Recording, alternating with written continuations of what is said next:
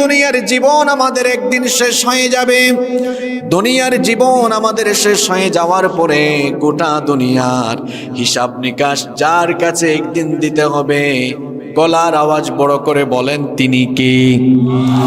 সেই বিচার দিবসে আল্লাহর সামনে আমরা সবাই দাঁড়াবো, এ ব্যাপারে কোনো সন্দেহ? ওই বিচার দিবসের কর্তৃত্ব, বিচার দিবসের ক্ষমতা যার হাতের মুঠায় থাকবে, একটু মহব্বতে সবাই বলেন তো তিনি কি?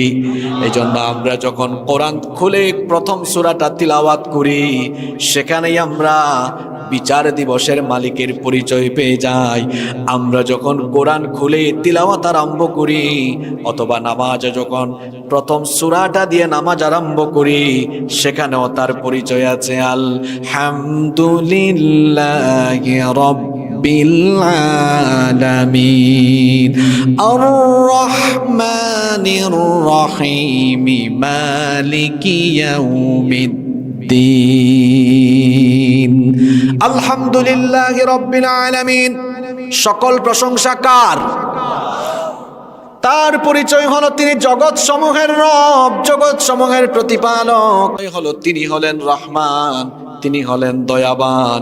তার পরিচয় তিনি রহিম, অর্থাৎ তিনি মেহেরবান। আর তার পরিচয় হলো মালিক ইয়াউমিদ্দিন, বিচার দিবসের মালিক যিনি, সবাই বলেন তিনি কি? সেই বিচার দিনে বিচার কিন্তু উল্টাপাল্টা হবে না। আমরা তো মাঝে মাঝে বিচার করতে গিয়ে বিচারের নামে অবিচার করে ফেলি, বিচারের নামে প্রহসন করে ফেলি।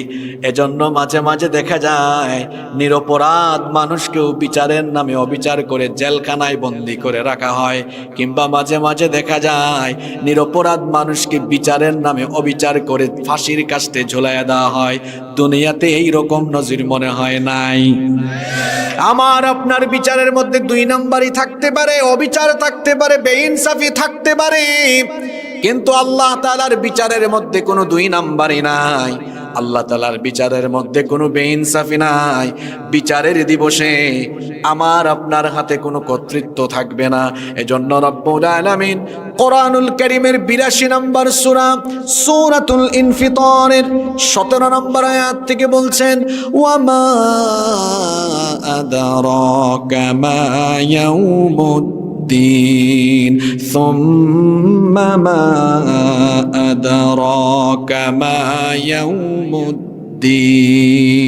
ও আমার হাবিব, আপনি কি জানেন না কি ইয়াউমুদ্দিন, বিচারের দিবস কি?